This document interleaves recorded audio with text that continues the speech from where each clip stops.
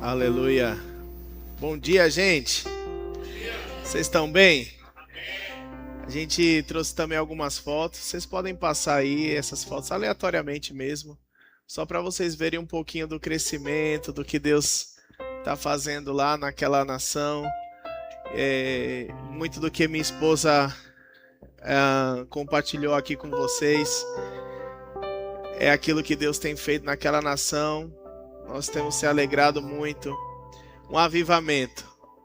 A Bolívia tem 93% do país não alcançado ainda. Só 7% foi alcançado com o cristianismo.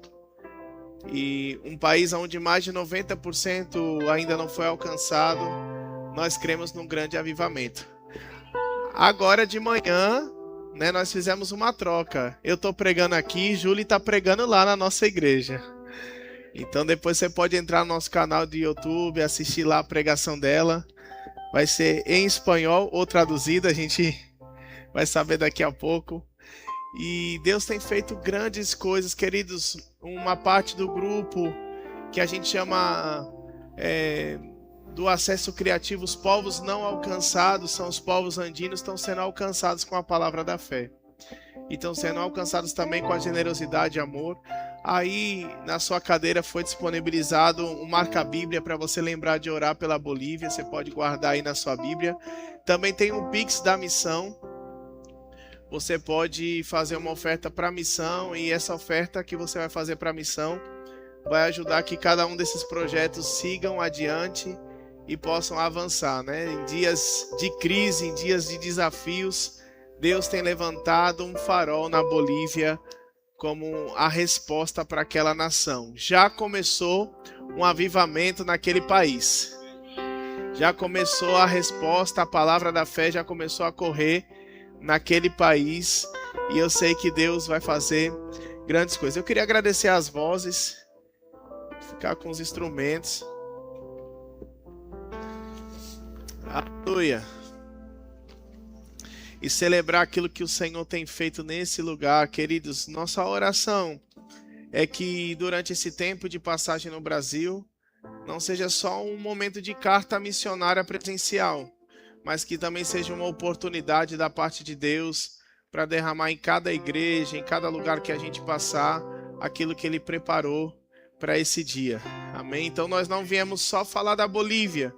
Você pode depois entrar no nosso Instagram e ver as notícias lá do que Deus está fazendo naquele país.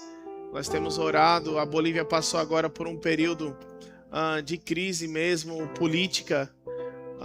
Mais de 50 dias das estradas do país bloqueada, e começou a faltar alimentos na cidade onde a gente estava, mas não faltou alimento para nós, porque Deus foi presente na providência. Teve um dia, um culto de quinta-feira que eu estava orando, e muitas famílias ali vulneráveis por conta da crise política que está tendo a nação, e eu creio que está acabando esse tempo. Deus vai mandar a resposta para aquele lugar, já tem mandado. E um dia a gente foi no supermercado, não tinha mais carne, não tinha mais frango, não tinha mais nenhum tipo de carne. 2, 3 dias depois, não tinha mais carne embutida, já não tinha mais nenhum tipo de carne, nem processada, nem congelada. E eu estava no culto de quinta-feira pregando sobre não depender do sistema desse mundo, mas depender de Deus. E a gente terminou o culto e o Senhor falou comigo: dá uma ordem ao frango. E parecia loucura, né? Falar com frango, né? E frango em espanhol é polho, né? Então na hora da oração eu dei uma ordem, eu disse: polho, escute a voz do Senhor. Você vai chegar nessa cidade, não sei como, mas vai chegar acessível e a um preço justo.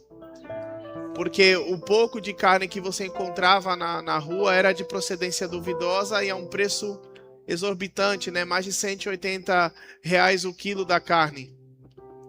Então Deus me deu essa inspiração.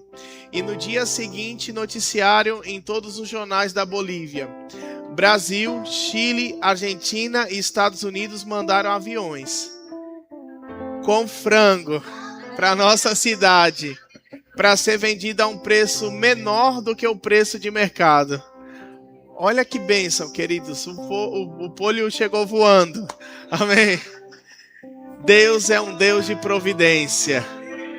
Deus é um Deus que sabe abrir porta onde não tem porta. E de repente nós vimos chegar 7 toneladas de frango, cada carga, cada avião. E ser colocado em todos os pontos da cidade, sabe? Deus, Ele não mudou. A Bíblia diz que Ele usou corvos para trazer carne aos seus profetas. Eu vim falar para você hoje de um culto de provisão divina. É um culto de resposta de Deus para nossas vidas. Sabe, Deus tem resposta para nossas vidas. O Senhor chamou a gente para viver dentro de um propósito. O Senhor nos chamou para viver dentro daquilo que Ele designou para nós. A Bíblia diz que antes que a gente se formasse no ventre da nossa mãe, Ele já chamava a gente pelo nome. O que isso significa? Ele já sabia seu nome, Ele já sabia qual era o plano dele para a sua vida, Ele já tinha uma ideia boa para o seu futuro. A Bíblia diz que o futuro que Deus tem para nós é um futuro de esperança e prosperidade. Sabe, então você não nasceu nessa vida para ser um pagador de contas. Esse não é o seu propósito. Às vezes a gente está tão no automático e a gente acorda segunda-feira com aquela correria do trabalho, da escola das crianças, corre para um lado, corre para o outro, e muitas vezes a gente tem desperdiçado o tempo que Deus nos deu nessa terra. Trabalhar é bíblico, né? Deus nos deu o trabalho. Muitas pessoas pensam de maneira errônea que o trabalho é consequência do pecado, e não é assim. Antes do pecado, o trabalho já existia como um valor, como um princípio bíblico, né? O que aconteceu depois do pecado foi a fadiga do trabalho, né? O preço do trabalho chegou. Mas trabalho é um valor bíblico. Deus é um Deus que trabalha. Amém? E nós, natureza de Deus, filhos dessa natureza, também somos trabalhadores. Deus nos chamou para cumprir metas, objetivos, ter um trabalho, ter uma profissão, fazer uma faculdade, fazer uma carreira, mas a vida não se resume nisso. Você pode me ajudar a pregar? Diga para o seu irmão assim: Deus tem um grande plano para você. Diga, esse plano é bom. Aleluia. Deus tem um plano, e esse plano, ele vai mais além do que você ser um pagador de contas. Diga amém. Amém. Eu declaro que você vai pagar todas as suas contas em dia. Mas Deus tem um plano que vai mais além disso. E muitas vezes nós vamos traduzir esse plano com a palavra propósito. Deus tem um propósito para nós. Deus criou um propósito para nossas vidas. Você nasceu para algo. Você não é fruto apenas da relação sexual entre o seu pai e a sua mãe. Antes de você ser concebido, Deus já tinha te criado para algo. Deus já tinha pensado em algo para a sua vida. E a forma natural que você foi concebido não é aquilo que define. Não importa de qual família você veio, em qual casa você nasceu. Não importa se você nasceu numa família excelente, ou se de repente você teve uma infância trágica, ou se você teve alguma coisa, alguma tentativa do diabo tentando abortar aquilo que Deus criou para você. Deus não vai te definir pelo seu passado. A Bíblia diz que Ele é o grande eu sou, né? E eu gosto da frase do meu pastor que diz: Ele não era o grande eu era. Deus não é um Deus que está comprometido com as coisas, com o histórico do passado. Deus é um Deus que Ele está presente para o hoje, para agora. E um culto de domingo de manhã, de um meio de ano qualquer, que você pode pensar que nada vai acontecer, Deus, Ele pode ter criado um ambiente para despertar coisas dentro de você e dizer: você nasceu para algo grande.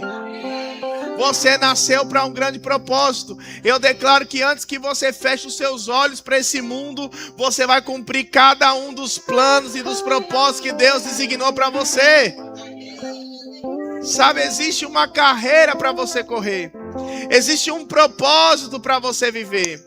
Existe algo sobrenatural da parte de Deus para você entrar. E sabe, de repente Deus está abrindo a porta para você entrar em uma nova estação, em uma nova dimensão do seu chamado, do seu propósito, para que Deus possa cumprir cada um dos planos que Ele tem para você. Uma das grandes armadilhas do diabo nos dias de hoje é a distração.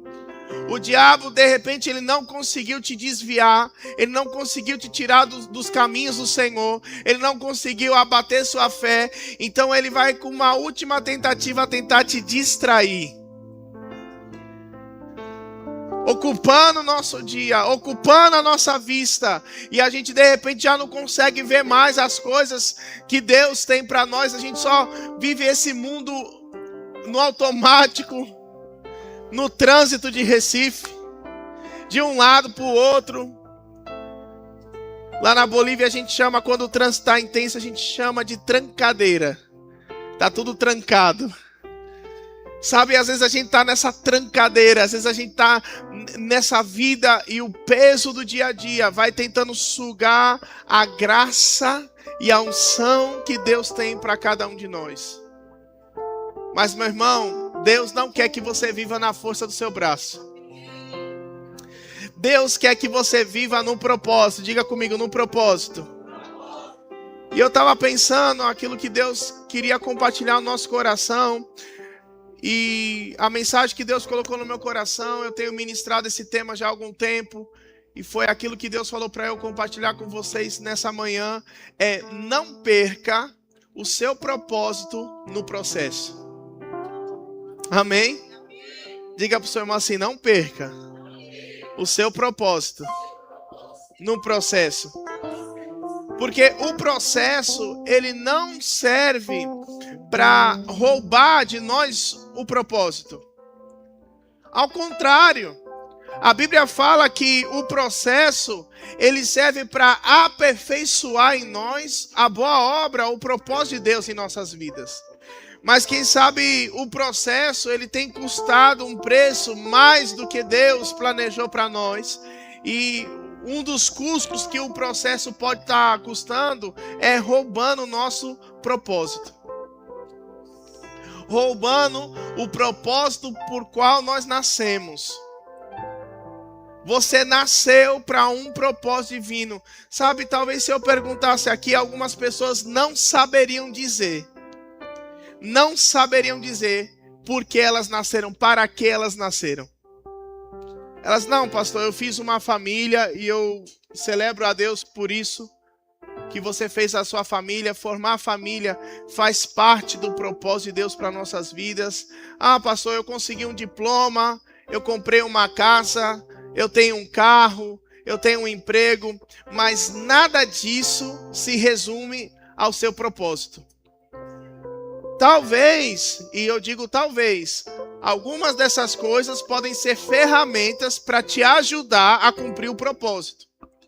Mas essas coisas não definem o propósito de Deus para a sua vida. Essas coisas simplesmente são processos. Processos naturais da vida. Você nasce, cresce, estuda, trabalha, conquista. Isso são processos. É um processo natural da vida. Mas o propósito é aquilo para que Deus permitiu que você nascesse.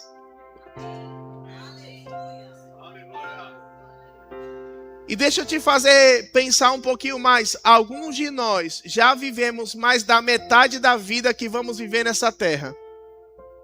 E ainda não cumprimos o nosso propósito. E tampouco estamos perto de cumprir esse propósito.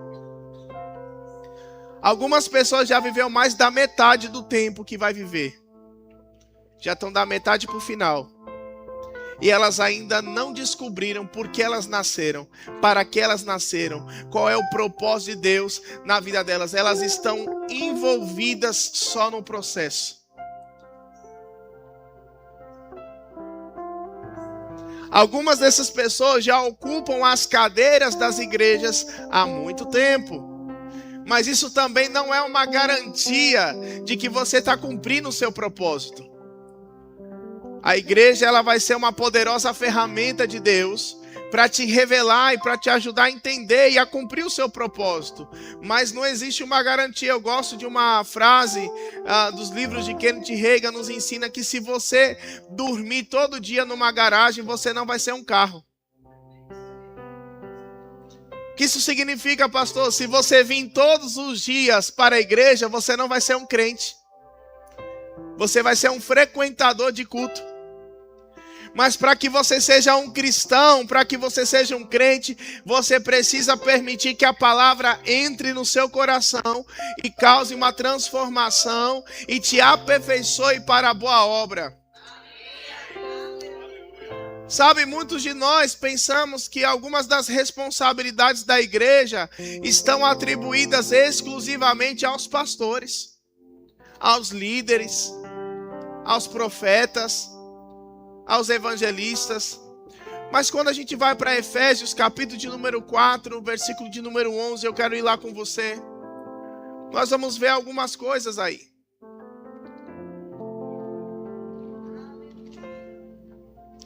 Diz assim: e ele mesmo concedeu uns para apóstolos, outros para profetas, outros para evangelistas e outros para pastores e mestres. Vamos ler o seguinte versículo. Com vista fala o propósito, diga propósito. Com vista ao aperfeiçoamento dos santos, para o desempenho do seu serviço, para a edificação do corpo de Cristo. Versículo seguinte. Até que todos cheguemos à unidade da fé e ao pleno conhecimento do Filho de Deus, ao estado de pessoa madura e à medida de estatura de plenitude de Cristo. Esses 3 versículos, eles falam muito forte, porque o primeiro versículo fala sobre a constituição dos dons. Jesus Cristo, ele carregava dentro dele 5 dons ministeriais. E o apóstolo Paulo fala que ele mesmo elegeu, ele repartiu esses dons. Então agora a gente não tem um terceiro, um quarto, um quinto Messias. Nós temos a igreja. O Messias já veio. Jesus já fez a parte dele. Deixa eu te dizer, Jesus Cristo não vai curar ninguém, ele já curou. O que vai acontecer hoje é a manifestação dessa cura que ele já deu há mais de 2000 anos atrás. Então ele mesmo pegou todo o dom que ele tinha sobre ele e repartiu. Esse repartiu me lembra a visão, a ideia da Santa Ceia. É como se a gente estivesse pegando um pão e repartindo um pedaço de pão. O corpo de Cristo, a unção sobre o corpo de Cristo foi derramada sobre nós. E aí ele constituiu ministros, ele constituiu 5 dons na igreja. De fato, nem todos são pastores. Você pode frequentar 50 anos uma igreja e nunca ser pastor, porque o tempo de você frequentar a igreja não te define um ministro. O que te define alguém chamado nos 5 dons é a condição do versículo, ele mesmo. Ou seja, Jesus é aquele que escolhe a quem ele vai entregar cada dom. Mas não importa se temos ou não um dom nos 5 dons ministeriais, todos nós nascemos com dons dados por Deus. E esses dons que Deus nos deu, ele vai estar relacionado ao propósito que Deus tem para a nossa vida. Talvez você não seja pastor e de repente eu estou pregando para a maioria do grupo que não tem um chamado pastoral e está tudo bem. Mas certamente Deus te deu um dom. Deus te deu um propósito. Deus te deu um chamado. A Bíblia diz que muitos são chamados, mas poucos são escolhidos. E por que, pastor, existe uma diferença entre aqueles que são chamados e aqueles que são escolhidos? Porque no meio do caminho tem um processo. E nesse processo muita gente se perde. Deus chamou a muitos Diga para o seu irmão assim: Deus te chamou. Se você está aqui domingo de manhã, não é porque você não tinha nada para fazer em casa. Não é porque a sua semana foi desocupada. Você está aqui porque Deus está te chamando. Deus está dizendo: eu tenho um plano para você. Eu tenho uma boa ideia para você. Eu tenho bons pensamentos para você. Sabe, hoje nós temos vivido dias em que muita gente tem vivido uma falta de propósito. E uma pessoa com falta de propósito de vida, ela perde a vontade de viver. Ela fica depressiva. Ela fica angustiada. Ela fica ansiosa. Ansiedade e depressão tem sido uma das doenças mais diagnosticadas nos últimos dias. E sabe o que é depressão? Excesso de passado. Quando a pessoa está amargurada naquilo que já aconteceu com a vida dela. E ela está aprisionada demais no passado. Sabe o que é ansiedade? Excesso de futuro. Então, enquanto o diabo distrai as pessoas com o passado ou com o futuro, elas deixam de viver o hoje. E eu vim aqui como uma voz profética de Deus para dizer: ei, o presente é um presente. O hoje de Deus é um presente para você viver seu propósito.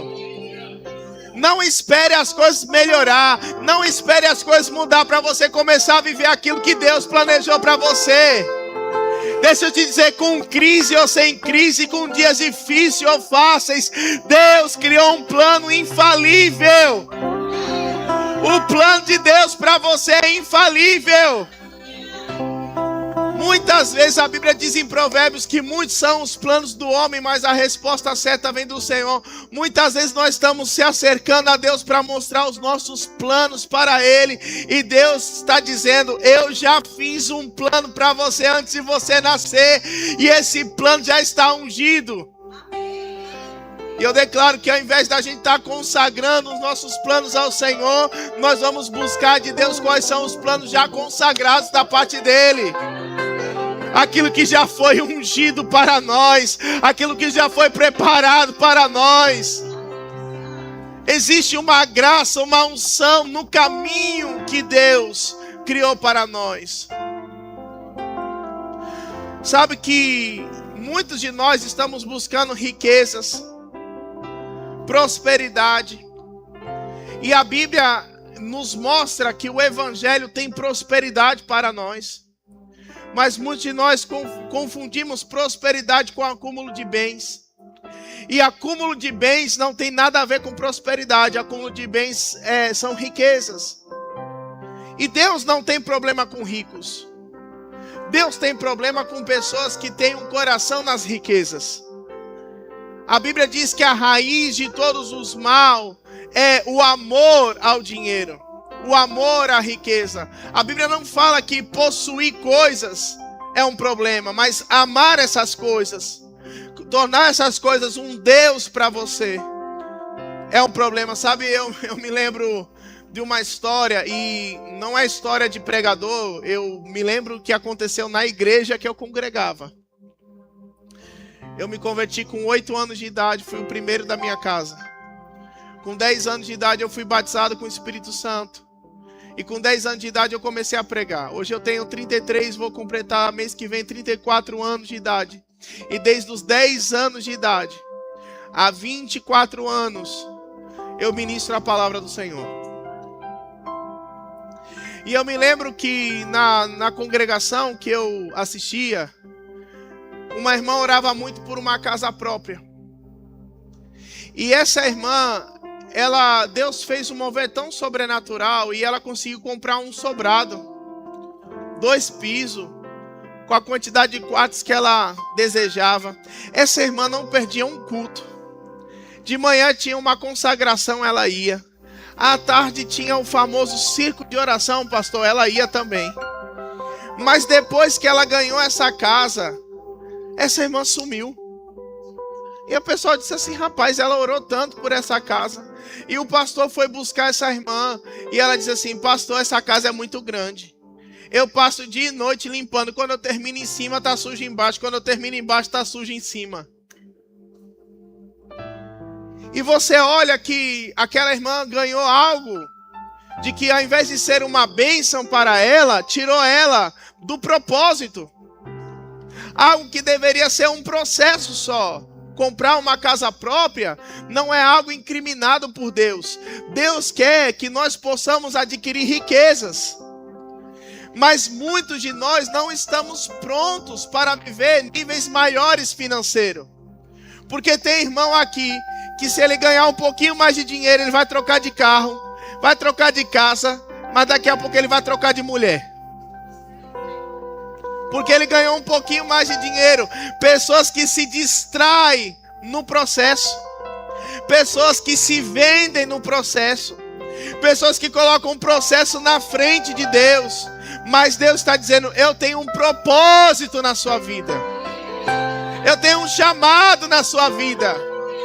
Deixa eu te dizer uma coisa. Quando você aprender a viver o seu propósito, não vai faltar dinheiro para você. Não, eu não vim aqui pedir o seu Pix, meu irmão. Deus tem feito coisas maravilhosas lá na Bolívia sem o seu dinheiro. Você dá se quiser, você é parte se quiser. Mas nós temos vivido milagres financeiros diariamente na Bolívia sem o seu Pix. Aleluia. Por quê, pastor? Porque nós estamos no propósito. Custa mais de 1 milhão por ano manter os 6 projetos que eu tenho presidido na Bolívia. E pastor, da onde vem esse 1 milhão? Quando eu estou no propósito. O Deus da visão é o Deus da provisão. Quando Deus te dá uma visão, Ele está disposto a financiar aquilo que Ele te deu como visão. E tem gente dizendo assim: mas eu não vivo ainda o meu propósito porque eu não tenho dinheiro. Sabe, quando você pôr o pé, Deus vai pôr o piso. Quando você der o primeiro passo, quando você avançar no propósito que Deus te chamou, vai chegar a provisão dos 4 cantos dessa terra. Deus vai abrir as comportas do céu, as janelas do céu, e vai derramar sem medida provisão sobre a sua vida. Muitos de nós estamos buscando dinheiro para um lado, buscando dinheiro para o outro, buscando trabalho, buscando como enriquecer. E Deus não é contra que você tenha. Deus é contra que essas coisas te tenha. Que o seu coração esteja distraído no meio do processo. Com as coisas, com o dinheiro, com a ilusão. Sabe que se você tiver um preço, o diabo vai descobrir que preço é esse. E ele vai querer comprar.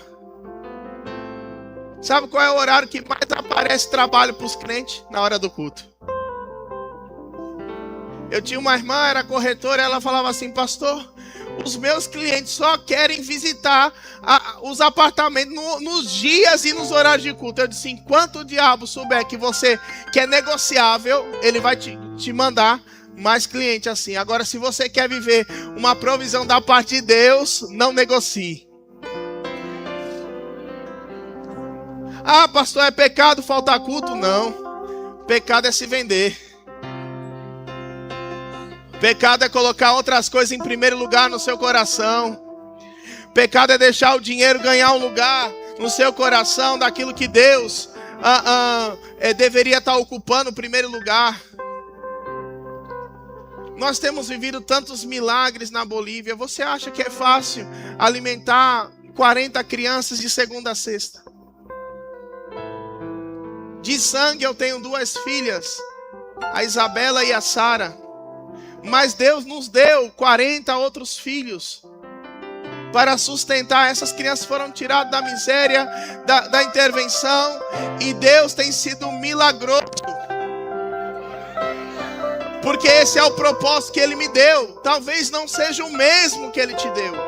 Mas quando você pisar no seu propósito, Deus vai mandar a provisão sobrenatural. Dinheiro não vai faltar. Não sei, tem um imã de Deus me puxando para falar sobre esse assunto. Não coloque dinheiro como seu Deus. Pastor, como é que dinheiro se torna Deus de alguém? Quando o dinheiro manda. É muito fácil o dinheiro mandar.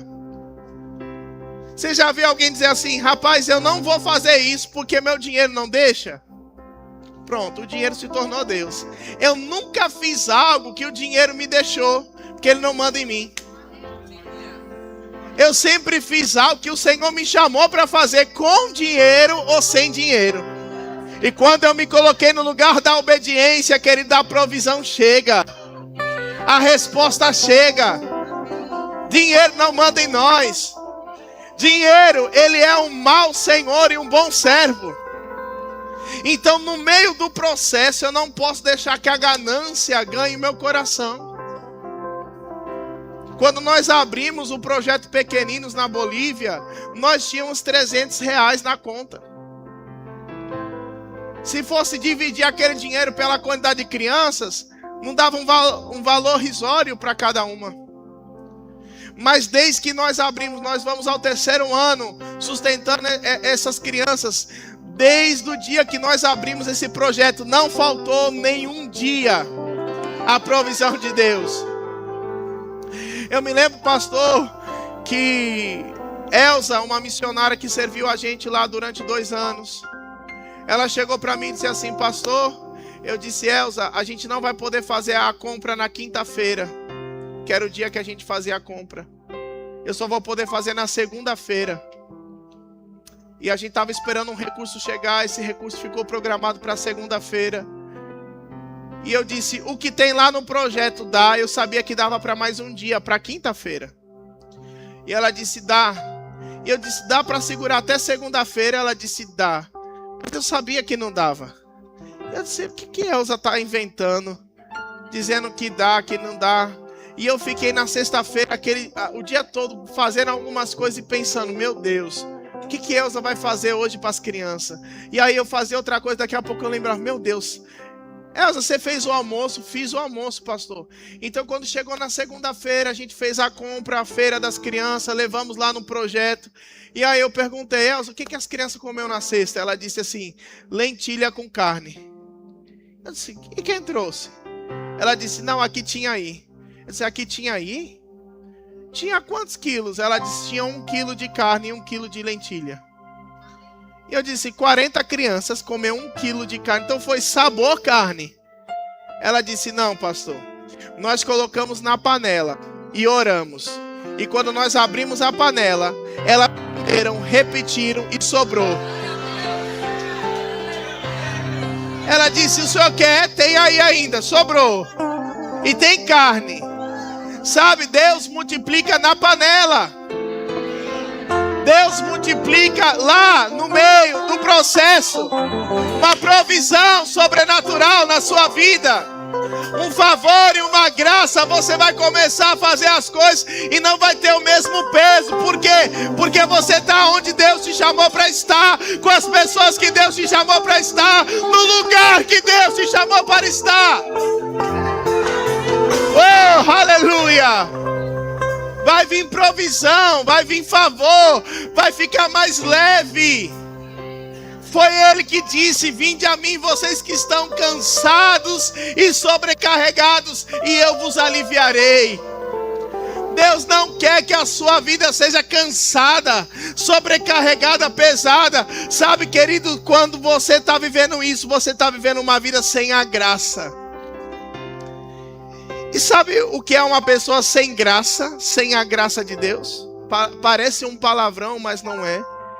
É uma pessoa desgraçada. Porque ela está vivendo sem a graça de Deus. A vida está tudo dando errado. Está tudo travado. Está tudo parado. Mas Deus está dizendo: ei, entra no caminho. Entra na estrada que eu preparei para você. Porque no caminho que eu preparei para você, as coisas estão leves. No meio do caminho, a provisão está lá. No meio do caminho, a resposta está lá. Sabe, existe uma palavra que no Novo Testamento a gente traduz para prosperidade, mas a palavra original é euodo. E se eu fosse traduzir euodo para português no literal, seria boa viagem. boa viagem. Mas na Bíblia você vai ver essa palavra euodo traduzida como prosperidade, porque está relacionado a isso. E o que significa boa viagem? Significa um caminho suprido. Uma viagem que no caminho, Deus ele vai te acrescentando, sabe? Existe uma provisão no caminho. Existe uma resposta no caminho. A Bíblia fala de 10 leprosos, que eles receberam uma palavra de Deus para eles. Jesus disse, olha, vai se mostrar para o sacerdote. Mas eles estavam leprosos, e ir se mostrar ao sacerdote era uma tarefa permitida só para quem já estava curado. Ou seja, como é que eu vou me mostrar para o sacerdote se as feridas estão aqui? Na hora que o sacerdote vê as chagas da lepra em mim, ele vai me repudiar por isso, vai me castigar por isso. Um leproso, ele podia ser penalizado por se encontrar diante da sociedade com lepra. Ele tinha uma regra, ó, se você tem lepra, você tem que ficar recluso da sociedade. E aí, de repente, a gente vê aquela instrução de Jesus, vai se mostrar ao sacerdote. E eles tomam uma decisão, 10 leprosos vão diante dos sacerdotes. E a Bíblia diz que no caminho, diga comigo, no caminho, eles foram curados. Tem gente esperando receber para ir. Aleluia. Aleluia. Tem gente esperando acontecer para dar o passo. Mas quando você está debaixo do propósito de Deus, no caminho, por causa da palavra, favorecimento de Deus para a sua vida, no caminho existe favor e graça. No caminho, Deus abre portas. E chegando lá, tanto é que a Bíblia fala que dos 10, um voltou para agradecer. E Jesus pergunta, não foram os 10 curados? E ele diz, sim, Senhor. E aonde estão os outros 9? Quando é que aqueles leprosos foram curados? No caminho. Que Jesus disse, vai por esse caminho. E eles foram. Mas depois de lá, eles se distraíram. E no meio do processo, perderam o propósito. São pessoas que recebem um pouquinho mais de bênção. E a bênção se torna maldição na vida delas. Nem toda promoção no seu trabalho é Deus te abrindo porta. Nem toda troca de trabalho é Deus te dando uma oportunidade. Nem toda conquista é Deus te presenteando. Pode ser uma distração do diabo para te tirar do foco, para te tirar do lugar de obediência, do lugar de resiliência, onde Deus quer te fazer chegar em lugares ainda maiores. Então nem toda porta que se abre é Deus abrindo. Eu estava na Bolívia um tempo atrás e uma ovelha me ligou, uma multinacional do Brasil está chegando também lá na Bolívia, e ela disse assim, olha pastor, eu fiquei pensando na pessoa exata para ocupar essa função, um salário maravilhoso, e você é de nossa confiança, então nós te indicamos, e o dono dessa multinacional está disposto a te contratar, e um salário médio para um supervisor é X, e ele quer entrar no mercado da Bolívia, vocês já estão aí morando, talvez seja até mais fácil, vocês não vão ter que se mudar e tal. E eu disse, olha, eu agradeço muito ter considerado meu nome, mas Deus não me chamou para isso. Aleluia. Sabe, nem toda porta que se abre é Deus te abrindo. Às vezes, no processo, nós vamos ser provados. E a Bíblia fala, nós pensamos muitas vezes que Deus não prova. A Bíblia diz que Deus não tenta a ninguém, mas Deus prova os crentes. E para que Deus nos prova? Para que a nossa fé seja aprovada. Sabe, muitos de nós aqui talvez seríamos reprovados na provação do nosso coração. Porque a gente vai se distraindo, a gente vai se perdendo. E Deus nessa manhã está dizendo assim, volta. Volta para o lugar de obediência, volta para esse lugar aonde eu era a primeira pessoa no seu coração. Volta, sabe? Eu escutei um tempo atrás, nas igrejas a gente tinha o costume de dizer assim: fulano tá no primeiro amor, ciclano tá no primeiro amor. Quando ele descobrir, quando ele tiver as decepções dele na fé, quando ele tiver as decepções dele na igreja, deixa eu te dizer, queridos, não deveria ter nem primeiro nem segundo amor, deveria ter um único amor. Jesus é o único amor das nossas vidas. Sabe, quando você coloca Jesus como unigênito no seu coração, como o Senhor, como primazia, nada vai te tirar da igreja, nada vai tirar você do seu propósito. Eu me converti com 8 anos de idade. São 20 e poucos anos que eu estou na igreja, servindo ao Senhor. Deixa eu te dizer uma coisa, eu vou dizer isso publicamente. Durante esses 20 anos, eu já fui perseguido, eu já fui caluniado, pessoas já falaram mal de mim, pessoas já me traíram, pessoas já viraram as costas para mim. Quando eu precisei, algumas pessoas não me ajudaram, mas eu nunca saí da igreja. Porque eu não entrei na igreja por causa dessas pessoas.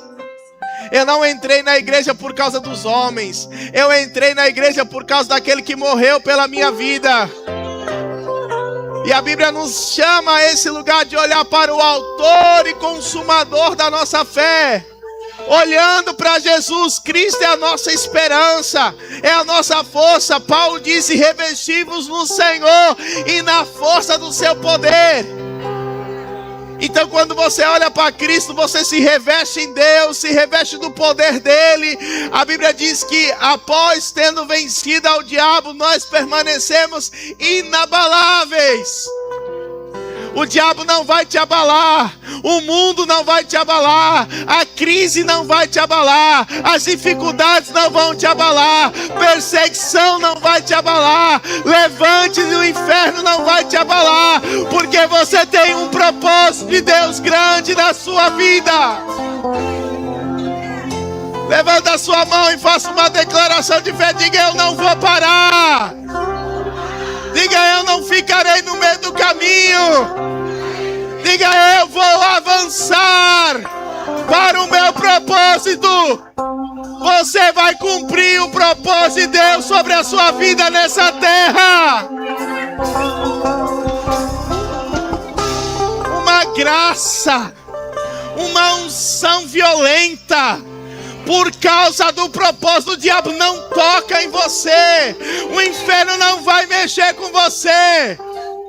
A Bíblia diz que as portas do inferno não prevalecerão contra a igreja. Sabe o que é isso, meu irmão? É você avançando no bom caminho. É você avançando naquilo que Deus te chamou para fazer. Sem se importar com as coisas. Sem colocar as coisas boas como um foco de vida. E nem colocando as coisas ruins como um freio. Passou, então, qual que é o meu foco? Aquilo que Deus te chamou para fazer. Elogios não é o meu combustível. E nem as críticas é o meu freio. Aleluia. Porque eu sei para que eu nasci.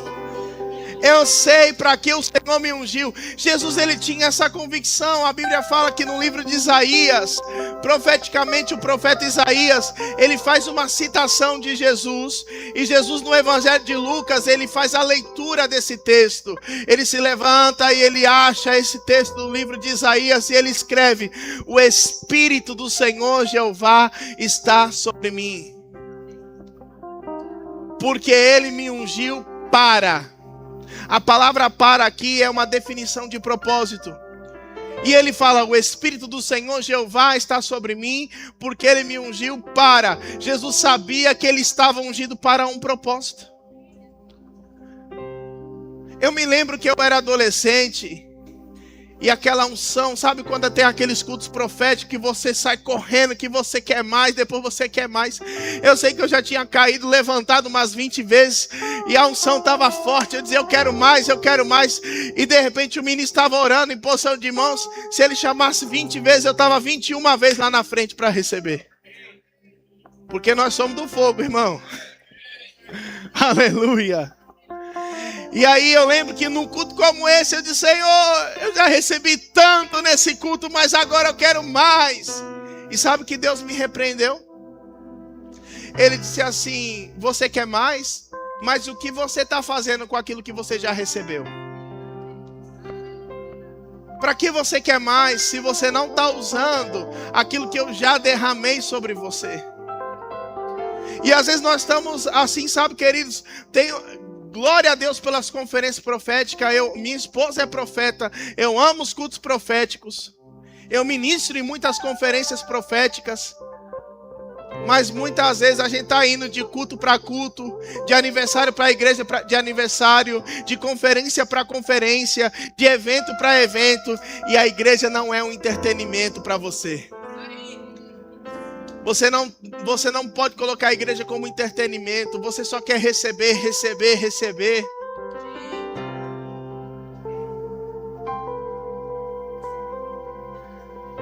Numa fazenda nós temos dois tipos de animais. Nós temos aqueles que são produtivos e nós temos aqueles que só comem. Os tipos de animais que só comem numa fazenda só servem para uma coisa. Normalmente são animais abatidos. Deus não te chamou para comer e morrer. Comer, comer, comer e morrer. Deus te chamou para frutificar. A Bíblia diz que o ramo que não dá frutos, ele vai cortar e lançar ao fogo. Deus te chamou para ser frutífero. Deus te ungiu. A Bíblia fala que esse texto de Isaías, quando Jesus lê, ele vai e senta em uma cadeira. Agora, alguns teólogos apontam que essa atitude de Jesus de ter lido Isaías e ter sentado em uma cadeira revoltou boa parte dos fariseus que estavam ali. Por quê? Porque aquela cadeira era uma cadeira que estava na igreja, que estava na sinagoga, mas era uma cadeira proibida de ser sentada, porque era uma cadeira que estava designada especificamente ao Messias. E as pessoas daqueles dias não reconheciam ainda Jesus como Messias.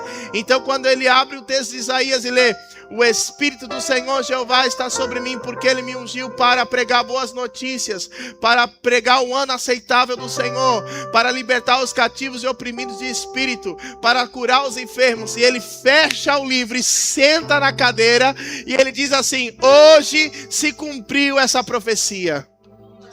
Sabe o que Jesus estava dizendo? Eu nasci para esse propósito. Eu reconheço o meu propósito. E quando Jesus sentou na cadeira que era designada a ele, muitas pessoas se revoltaram. Aleluia. Quando você estiver cumprindo o seu propósito, você vai incomodar pessoas.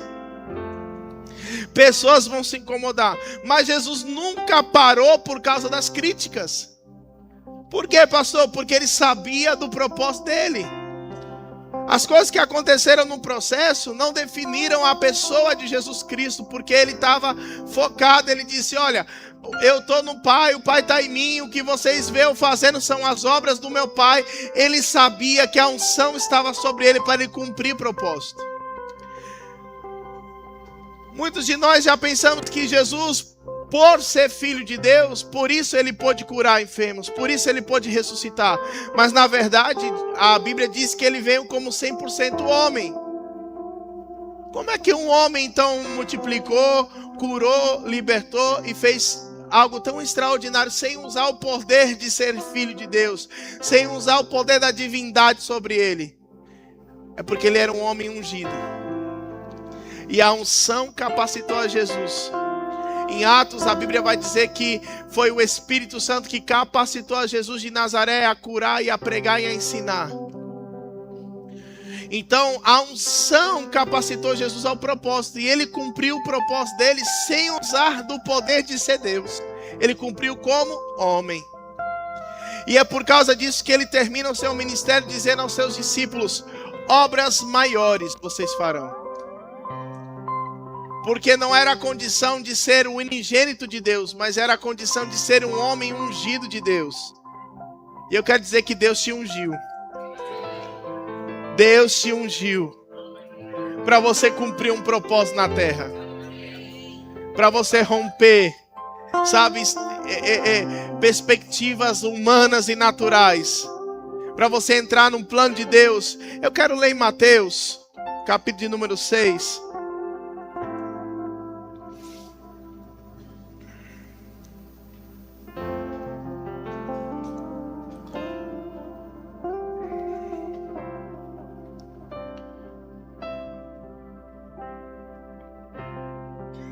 Mateus capítulo número 6 é uma das orações mais conhecidas em todo o mundo. Não é a oração dos crentes ou dos católicos, é a oração que Jesus nos ensinou a orar. A oração do Pai Nosso. E ele nos ensina um pouco sobre isso.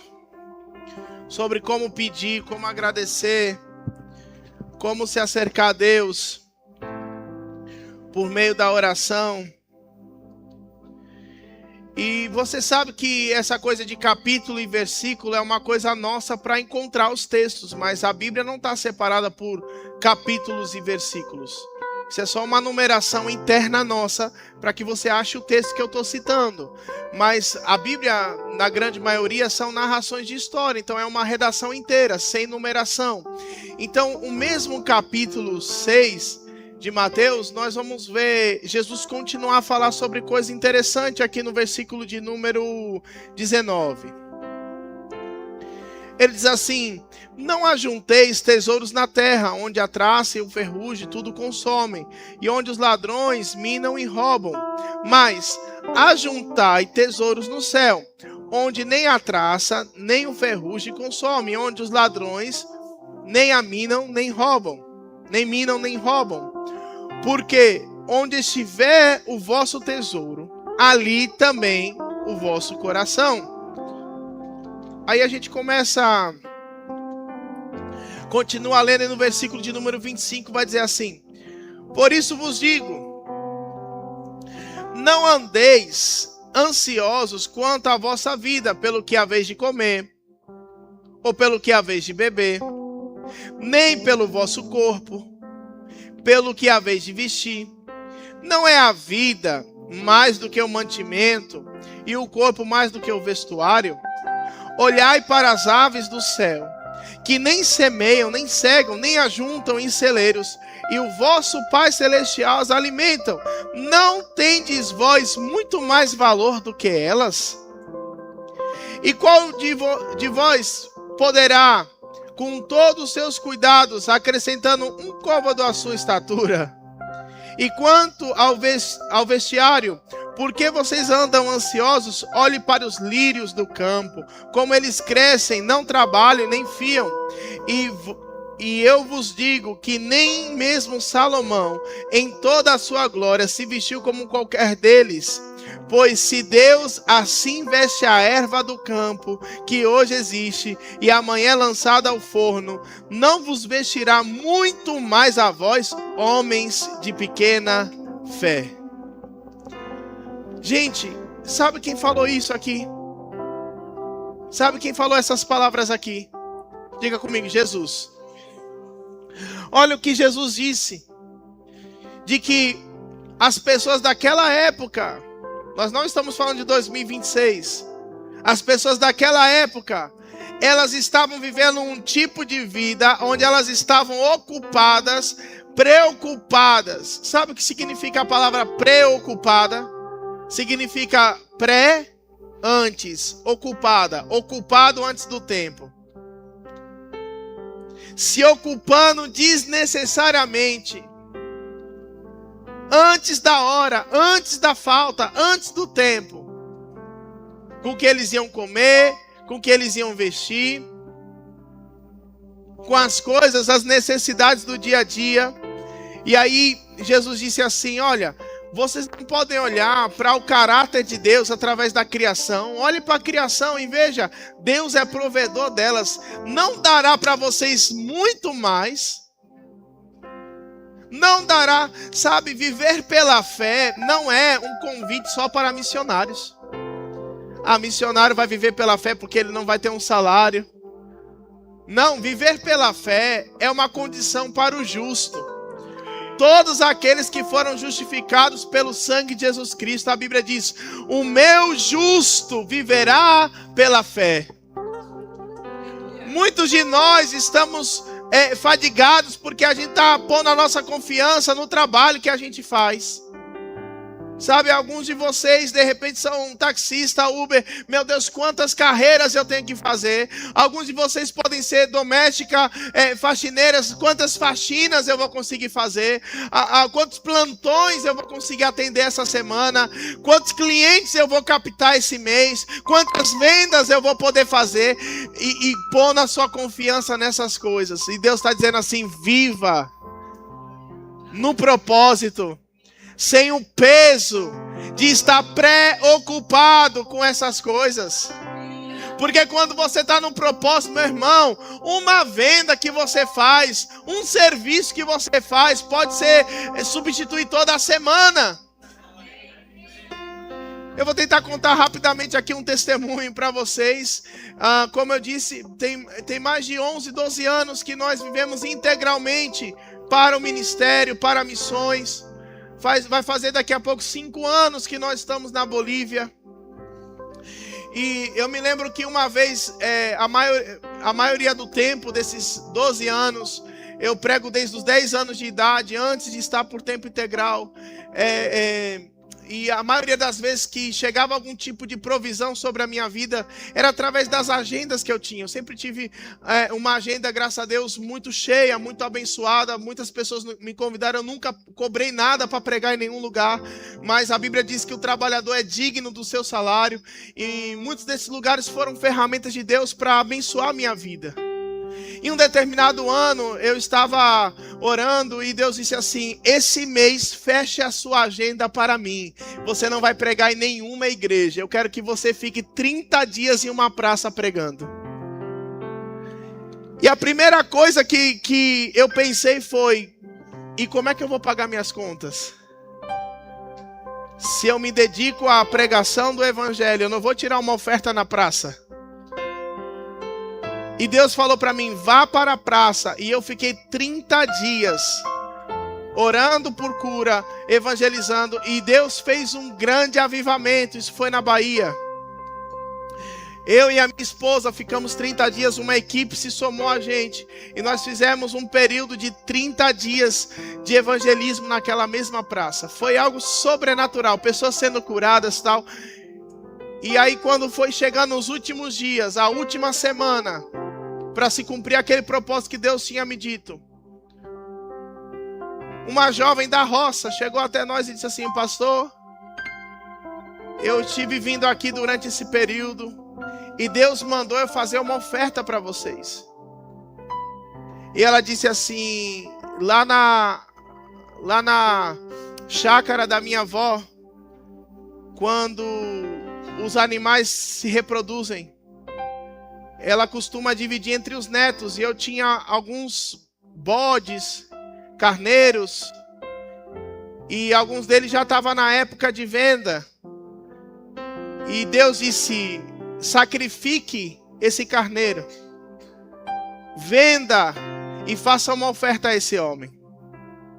Sabe que eles, a pessoa mais improvável daquele grupo, uma jovem que não tinha nem conta bancária, ela tinha alguns bodezinhos.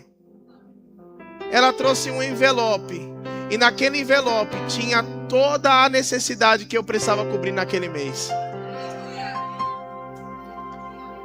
Então, quando você aprende a viver pela fé, não é porque o pastor ou o missionário vai viver pela fé. A Bíblia diz o justo. E nós somos convidados a esse ambiente de viver pela fé.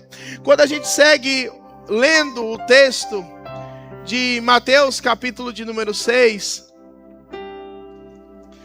ele vai dizer coisas interessantes nesse texto.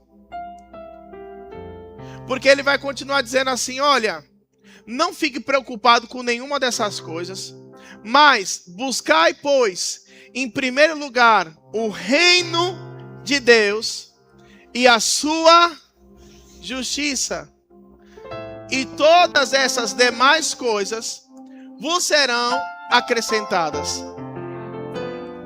Olha que interessante, a Bíblia não proíbe a gente de desejar as coisas, mas a Bíblia orienta a não buscar as coisas. A Bíblia te dá uma dica aqui preciosa, olha, busca o reino e eu te dou as coisas. Eu vou falar de novo aqui. Deus está dizendo assim, sobre as coisas eu sei que você precisa. A minha orientação para você é busque o reino e eu te dou as coisas. Diga para o seu irmão assim, não é pecado desejar coisas. Diga, é pecado buscar as coisas em primeiro lugar. Se você deseja as coisas, coisas que você nem pediu, Deus vai te dar. Coisas que você nem esperava, Deus vai te dar. Sabe, nós tivemos um milagre sobrenatural. Nós tínhamos um carro no Brasil, vendemos esse carro. Deus disse, o valor desse carro é para vocês ofertarem, não é para vocês comprar outro carro na Bolívia. Nós obedecemos a voz do Senhor, ofertamos. Ficamos quase 2 anos sem carro na Bolívia. E de repente nós pudemos comprar um carro mais financiado. E aí Deus disse assim para mim, olha, eu vou te dar 2 novos carros e o meu carro financiado. Deus fez um reboliço, eu vou encurtar bem o testemunho, mas de repente aquele carro que eu tinha financiado, eu paguei 2 parcelas e Deus permitiu que eu quitasse todo o carro na 3ª parcela. E naquele mesmo ano, 2024, nós ganhamos 2 novos carros para a missão. Então eu estava super feliz com o meu carro, 2 carros para a missão, e a gente estava relativamente suprido, porque a nossa equipe lá é grande, a gente tem atividades para lados diferentes. E aí, meu carro, um bom carro, um carro de 7 lugares, um carro 0 quilômetros nós compramos.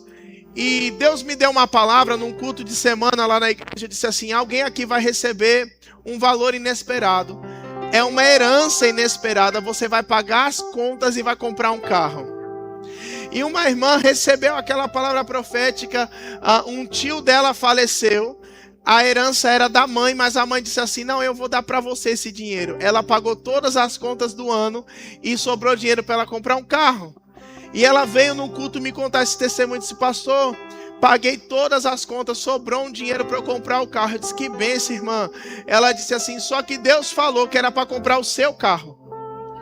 Eu disse, o meu? O meu nem está à venda. Ela disse, pois eu orei, pastor, e Deus falou para mim que era para comprar o seu carro. Eu disse, amém. Eu vou orar sobre isso, né? E se Deus confirmar no meu coração, eu vou te falar sobre o carro, né? Até brinquei com ela, eu disse assim, me fale o preço para eu ver se foi Deus ou se foi o diabo, né? E ela tinha um valor no coração dela, era um valor justo. Os carros naquele ano tinham valorizado, porque os carros lá é pelo dólar. O dólar tinha subido, então os carros tinham subido. E eu orei, o valor que ela ia me dar não dava para eu comprar outro carro do mesmo. Eu tinha que comprar um modelo inferior ou eu tinha que completar um valor para comprar o mesmo carro. E o Senhor falou comigo, venda o carro para ela. E eu vendi o carro para ela naquele valor, fiquei com o dinheiro e agora? Estou sem carro. Mas eu vendi, acho que foi na quarta-feira, na quinta-feira entreguei. No sábado eu estava deitado, 5 horas da manhã, eu despertei, o Senhor falou comigo e disse assim, vá hoje comprar o seu carro. Aquela direção do Senhor, minha esposa cirurgiada da nossa caçula, eu disse, você já pode caminhar? Ela disse, posso. Eu disse, vamos lá comprar o nosso carro, você vai junto para ajudar a escolher. Só aquele dinheiro, nós não tínhamos outra possibilidade. Fomos para a concessionária, pastor. Chegando na concessionária, o atendente falou assim, vocês conhecem a marca? Eu disse, conheço, a gente já comprou esse modelo aqui. E eu queria ver o mesmo modelo, só que o ano atual. Ele disse, não, então se vocês já compraram esse, vamos ver o modelo superior. E aí na minha mente travou na hora, disse, eu não tenho nenhum dinheiro para comprar esse. E ele disse, vamos.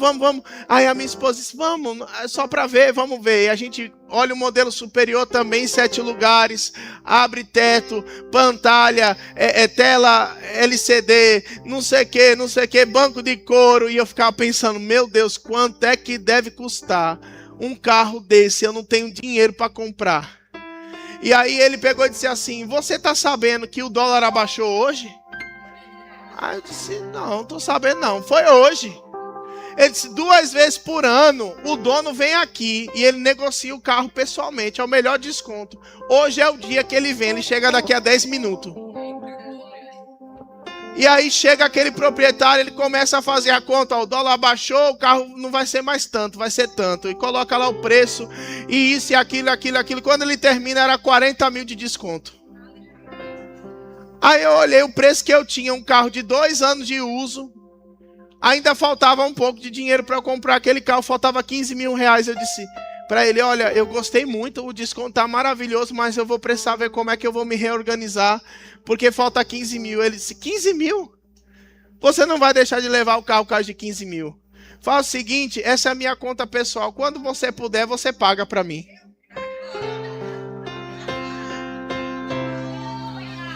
Eu levei um carro, modelo superior, 2 anos mais novo do que o meu, pelo mesmo dinheiro que eu tinha do meu de 2 anos de uso,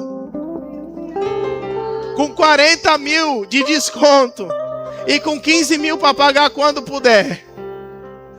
Eu disse, não, mas é que eu não sou da Bolívia, eu não sei como é que é o financiamento. Não precisa de financiamento não, você vai pagar na minha conta quando você puder. Irmãos, eu nem estava pedindo um carro novo para Deus. Mas quando você busca o reino, as coisas chegam.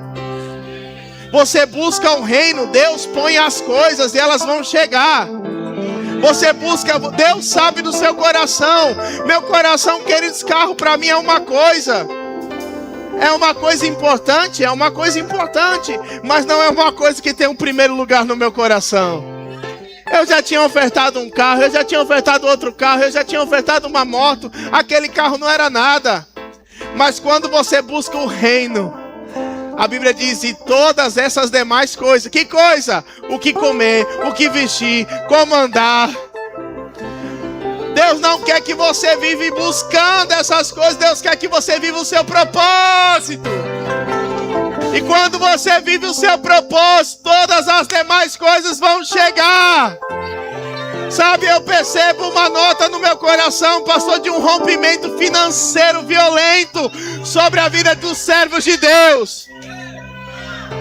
Deus está dizendo, alinhe o seu coração, tire o seu coração das coisas e vai chegar coisas que você nem estava orando, nem estava pedindo, viagens que você nem imaginou, acessos que você nem pensou. Chegará! Chegará! Chegará! Chegará! Chegará! Chegará! Todas essas demais coisas, não perca o seu propósito. Não venda o seu propósito, não venda o plano de Deus na sua vida. Todas as coisas chegará. Chegará sobrenaturalmente. Os 4 cantos dessa terra obedecerão à unção, o chamado e a graça que está sobre a sua vida. Sabe, queridos, eu precisava de um milagre. Nós tínhamos decidido no nosso coração, nós vamos 2000 agora, no meio do ano, em 2026, com a família para o Nordeste. E nós vamos atender algumas agendas. Nós vamos atender alguns compromissos, mas nós vamos tirar uma semana de descanso. E quando a gente começa a colocar as passagens da minha esposa, da nossa filha de 7 anos, que já paga, só não pagou a bebê, de 9 meses. Era impossível. Mas sabe, quando você busca um reino em primeiro lugar, Deus, ele vai trazendo provisão dos 4 cantos dessa terra. Aleluia. E 4 passagens internacionais, da Bolívia para cá. Nós viemos de La Paz a Santa Cruz de la Serra, um voo. De Santa Cruz de la Serra a São Paulo, outro voo. De São Paulo a Recife, outro voo. Vamos voltar por João Pessoa. De João Pessoa a São Paulo, outro voo. De São Paulo a Santa Cruz, outro voo. De Santa Cruz a La Paz, onde a gente mora, outro voo. Eram 6 voos multiplicado por 4. Mas sabe, quando você está servindo um reino, não faltará. Não faltará. Eu percebo que a minha vinda aqui, ela é uma porta profética que Deus está abrindo, para que pessoas comecem a pisar com mais força no propósito e vão viver um novo nível de provisão.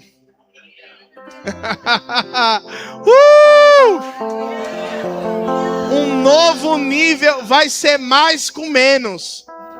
Como é que é isso, pastor? Mais resultado com menos trabalho.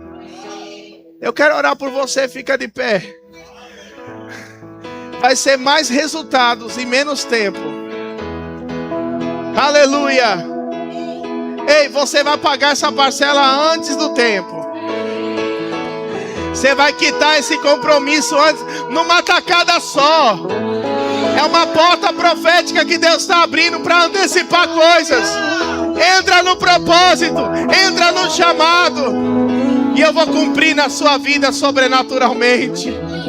Oh, aleluia, você pode dar um glória a Deus. Aleluia, você pode celebrar em fé nessa manhã o milagre de Deus na sua vida, na sua família. Oh, aleluia, vai vir rompimento, aceleração. Aleluia. Deus está dizendo, entra no propósito, que esse processo vai passar rápido. Esse processo vai terminar rápido. E virá uma nova dispensação,